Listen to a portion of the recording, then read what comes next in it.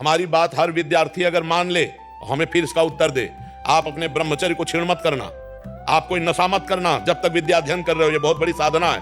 और अगर आप ग्रेजुएट ना हो जाए तो हमें बताना। लेकिन 13-13, 12-12 वर्ष के बच्चे कुसंग के कारण, मोबाइल के कुसंग के कारण गंदे गंदे क्रियाएं करने लगे, गंदे गंदे आचरण करने लगे। अब ये फेल नहीं होंगे तो क्या होंगे? नहीं तो हमारी एक केवल बात समझ ले, ब्रह्मचर्य छीन होने मत देना और कोई नशा मत करना।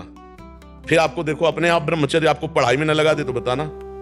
आपको सच्ची कहते हैं कि इतना ब्रह्मचर्य में ताकत है कि जैसे चतुरासी जी है तो जोई जोई प्यारो करे से है ना, तो ऐसे पीछे से आज वह देखियो तो प्यारी रंग भरी, जोई जोई प्यारो तक, जोई जोई प्यारो से वहां से वहां, जैसे 100, 99, 98, 97, 96, 95, 94, 93, 92, 91, बचपन में याद की थी गिनती, ऐसे उल्टा सीधा दोनों तरफ से ग्रंथ याद, अमुक संख्या अमुक संख्या अमुक संख्या अमुक संख्या।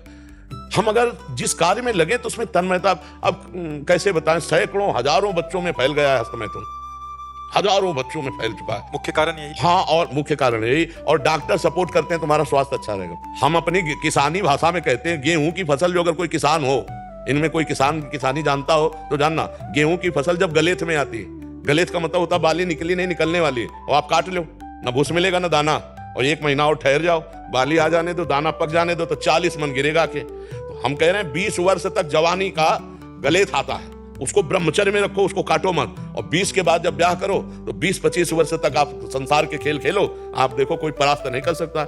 हम अभी 13, 14, 15, 16, 17, जवानी तो इधर उधर गंदी बातों में। नहीं तो हम कह रहे हैं कि ब्रह्मचर्य में अपार सामर्थ्य है, अपार सामर्थ्य है। ये नवीन बच्चे जो ब्रह्मचर्य नष्ट करें बहुत घातक, जैसे 20-21 के बाद ब्याह हो गया, अब उसके ब्रह्मचर्य कोई परिपक्व अवस्था आ गई, अब वो अगर गृहस्थी में प्रयोग भी करता है अपने ब्रह्मचर्य का तो 10-20 साल उसको चक्कर नहीं आएंगे, कोई परेशानी नहीं होगी। पर एक अपनी मर्यादा से जिसका पानी ग्रहण किया, अब ऐसे पशुवत आचरण करोगे तब तो फिर नष्ट हो जाओगे। तो ये जो बच्चे फेल हो रहे हैं इनके 2 कारण हैं, ब्रह्मचर्य का नाश और व्यसन।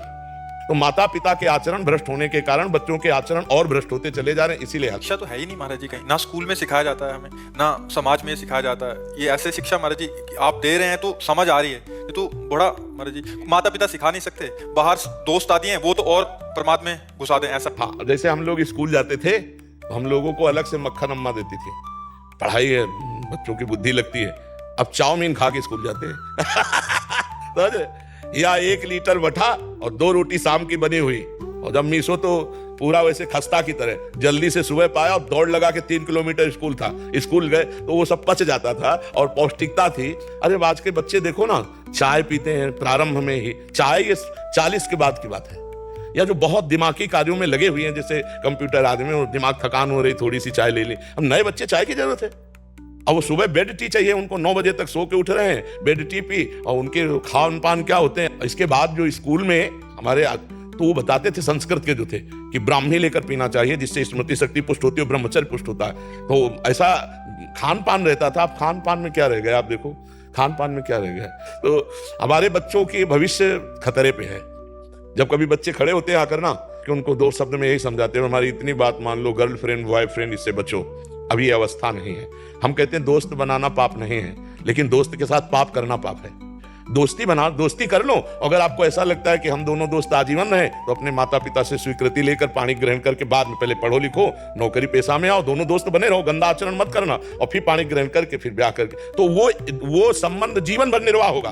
और ये जो पहले ही 10 दिन ये बॉयफ्रेंड ब्रेकअप, फिर 10 दिन वो बॉयफ्रेंड ब्रेकअप, ये हो क्या रहा है भैया? ये क्या हो रहा है? क्या चरित्रहीनता का खेल खेला जा रहा है? ये बॉयफ्रेंड गर्लफ्रेंड है कहाँ है? मतलब अभी स्कूल चले थे पढ़ने के लिए और ये शुरू कर दिया तो हो गया बॉयफ्रेंड गर्लफ्रेंड। इसी में सब हेरा रही हमारी समाज। और हमें तो बार बार कहने में भी संकोच लगता है कि बच्चों की जो गंदी आदतें हैं, माता पिता को चाहिए कि उनके पास बैठकर मित्रवत बात करें, दोस्तवत बात करें, और उनको बताएं कि देखो ये गंदी बात है, इसको त्यागो, और उसके लिए डॉक्टरों का सहयोग लें, जैसे आयुर्वेदिक औषधियां हैं, और उनको बताए कि हम मानते हैं तुमसे गलती हो गई, लेकिन तुम इसका सुधार करो। अपने बच्चों के बीच में घुसना चाहिए, उनके जीवनचर्या में, उनकी सोच में अपनी सोच मिलानी चाहिए। तो इसलिए हमें लगता है बच्चों से अब ऐसी बातें नहीं करना चाहिए कि अगर गलत किया तुम नहीं, अगर गलत हो जाए तुमसे ना, तो तुम हमारे पुत्र हो, हम तुम्हें दोस्त की तरह बचाएंगे, कोशिश करो गलती ना हो। अगर गलती होगी तो तुम्हारी गलती में हम सम्मिलित रहेंगे, हम तुम्हारे दोस्त भी।